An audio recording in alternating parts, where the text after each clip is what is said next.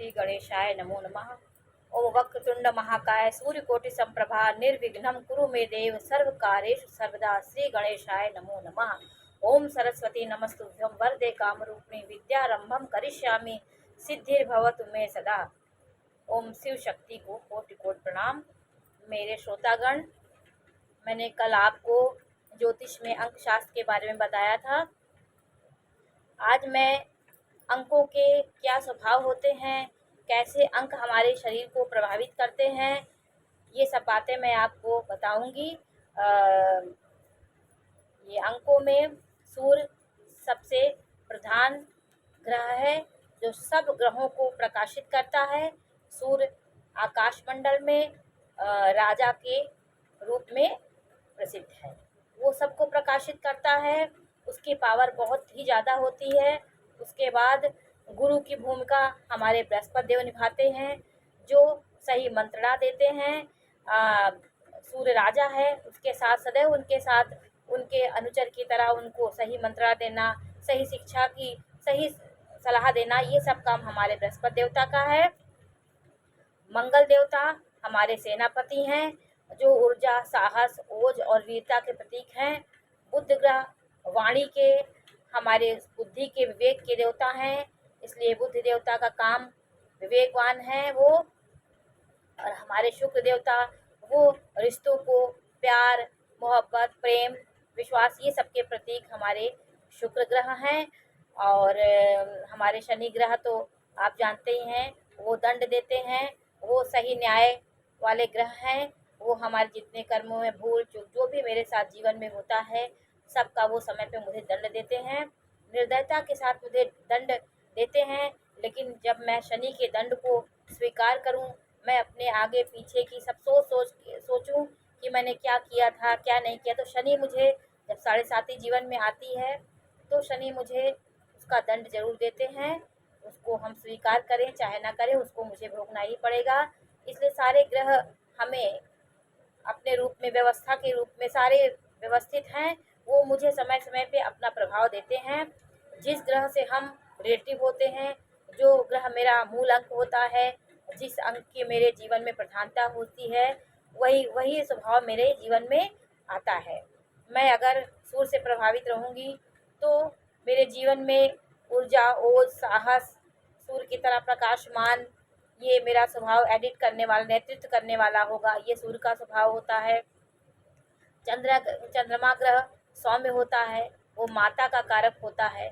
सूर्य हमारे पिता के कारक होते हैं और चंद्रमा माँ के कारक होते हैं।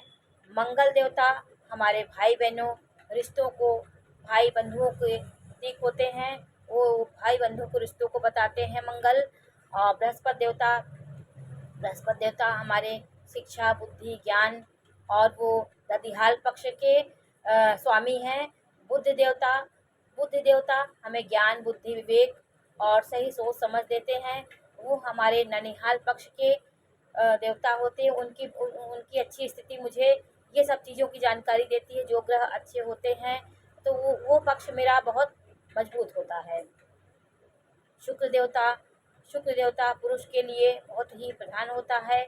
शुक्र अच्छा होता है तो पुरुष बहुत अच्छे विचारों के होते हैं, एक पुरुषत्व उनके अंदर होता है। और नारियों का बृहस्पति अच्छा होना चाहिए। इन सब ग्रहों के मेल से मेरा व्यक्तित्व बनता है। और राहु, केतु, ये सब हमारे जिस भी ग्रह के साथ रहते हैं वो उस ग्रह को दूषित कर देते हैं, भ्रमित करते हैं, उस रिश्तों को भ्रमित कर देते हैं। मंगल के साथ रहेंगे तो रिश्तों को भ्रम पैदा कर देंगे, शंका, ये सब राहु का काम है। तो सूर्य ग्रह राजा है, सब उसके प्रकाश से प्रकाशित होते हैं। इसलिए आकाश मंडल में सूर्य और बृहस्पति का बहुत ही प्रधान अस्तित्व है और सारे ग्रह उनके अनुचर के रूप में काम करते हैं। और हमारे भी कुंडली में ग्रहों में मेरे ये ग्रह अगर बली होते हैं तो मेरा स्वभाव भी उसी के अनुसार बली होता है। सूर्य के बली होने से स्वभाव में राशि ठाट आता है, ओज आता है। वो किसी की अधीनता नहीं स्वीकार करते, राजा की तरह व्यक्तित्व जीना चाहते हैं। और बृहस्पति अच्छा है तो वो सही मंत्रणा देते हैं, शिक्षा के स्तर में बहुत आगे जाते हैं। अध्यापक, लेक्चरर बहुत आगे जाते हैं। बुद्धि यदि मजबूत है तो व्यक्ति बहुत विवेकवान, टेक्नोलॉजी, शिक्षा, गणित, इस सब चीज़ों में बहुत आगे जाता है। वाणी उसकी बहुत अच्छी होती है, वो वाणी से जो कुछ भी बोलता है उसकी मधुर वाणी होती है। वाणी में एक प्रकार की सौम्यता होती है। चंद्रमा अगर अच्छा है तो हम बहुत विवेकवान होते हैं, संतुष्ट आत्मा होते हैं। मेरे दिमाग में किसी प्रकार का उलझन नहीं होता है। हम ये चंद्रमा के अच्छा होने से हम बहुत ही सुलझे माइंड के होते हैं, हर परिस्थितियों में सामंजस्य स्थापित कर लेते हैं। ये मेरे चंद्रमा का गुण है। इसी तरह हम सब लोग अपने अपने ग्रहों से रिलेटिव हैं। हमारे ग्रह जैसे जैसे हमारी कुंडली में, हमारे अंकों में रहेंगे, जैसे मेरे जीवन से वैसे मेरा व्यक्तित्व और मेरी ऊर्जा उसी प्रकार से काम करेगी। ये हमारे ज्योतिष शास्त्र में ऋषियों ने पहले से ही निर्धारित कर दिया था। आज हमारे वैज्ञानिक जिस चीज़ को खोज रहे हैं, जिस चीज़ को आज पता लगाने के लिए यान भेजे जा रहे हैं, आज हमारे ऋषि मुनियों ने पहले से ही ये विद्या तैयार करके रखी थी कि मेरा सूर्य कैसा है, मेरा बृहस्पति कैसा है, चंद्रमा कैसा है, बुध ग्रह कैसे हैं, मंगल ग्रह कैसे हैं, ये किस तरह के हैं, उनका रंग कैसा है, वो किस पृष्ठभूमि पे कैसे दिखते हैं। ये सब बातें हमारे ऋषि मुनियों ने पहले ही ज्योतिष शास्त्र में हम लोगों को बता दी हैं। उसी के अनुसार हमारे ग्रहों का रूप, रंग, व्यक्तित्व, स्वभाव बनता है।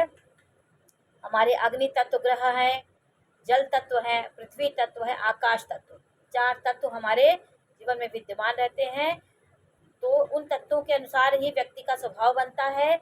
जब भी बच्चा जन्म लेता है तो पूर्वी पूर्वी क्षितिज पर जो राशि उदय होती है वो मेरी लग्न होती है।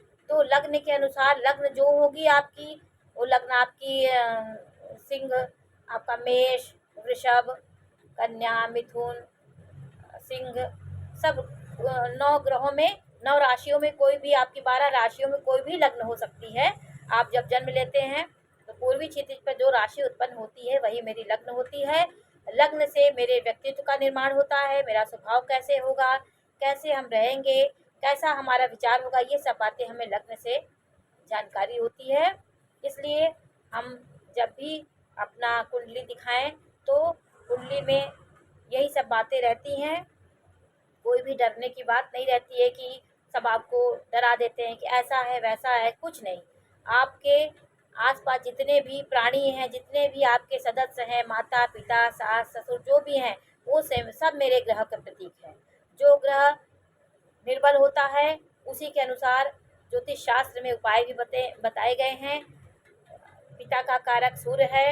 अगर मेरा सूर्य खराब है तो पिता की सेवा करें, पिता की आज्ञा माने और पिता के ही सूर्य को अर्घ दें। ये सब बातें मुझे सूर्य खराब होने से पता होती हैं। ये सब चीज़ें हम कर सकते हैं उपाय।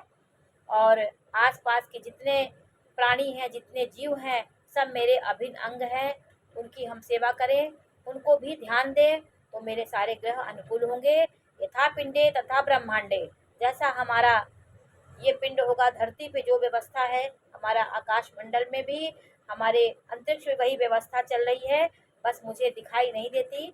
इस तरह ऋषियों ने सारे अदृश्य शक्तियों का भी वर्णन किया है। जो अदृश्य शक्तियाँ हमारे जीवन में कैसे काम करती हैं, ये भी ग्रह नक्षत्रों से मालूम होता है। इसलिए ये शास्त्र बहुत ही विशाल है, बहुत ही अथाह समुद्र है। इसमें थोड़ी सी भी जानकारी, तो एक बूंद भी जानकारी हमें मिल जाए तो हम धन्य हो जाएंगे। ज्योतिष शास्त्र कोई डरने की विद्या नहीं है, इसके सब उपाय हमारे साथ रहते हैं। इसमें भ्रमित बिल्कुल ना हो। आपका चंद्रमा खराब है, सूर्य खराब है, मंगल खराब, बृहस्पति का, सब के उपाय हमारे आसपास ही हैं। हमें क्या करना चाहिए, गुरु खराब है तो मुझे क्या करना है, ये सब बातें जानकारी में, ये सब जानकारी हमें ज्योतिष शास्त्र से मिलती है। और आज मैंने आपको ग्रहों के बारे में बताया, मैं ग्रहों के स्वभाव के बारे में भी आपको बताऊंगी। कोटि कोटि प्रणाम।